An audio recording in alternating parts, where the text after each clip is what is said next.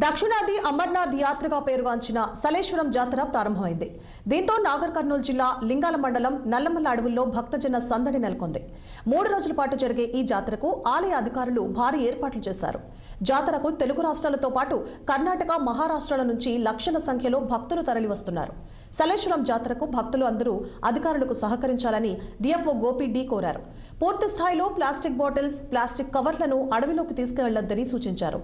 ఇక అడవిలో ఒంటరిగా ప్రయాణం చేయకూడదన్న ఆయన పూర్తిగా మద్యపానం నిషేధించడం జరిగిందన్నారు. ధూమపానం చేసేవాళ్లు జాగ్రత్తగా ఉండాలని, ఎండాకాలం కావడంతో మంటలు చెలరేగి అడవి కాలిపోయే ప్రమాదం ఉందని తెలిపారు. ఎండాకాలం కావడంతో భక్తులు ఉదయాన్నే స్వామివారిని దర్శించుకోవాలని ఆలయ అధికారులు కోరుతున్నారు.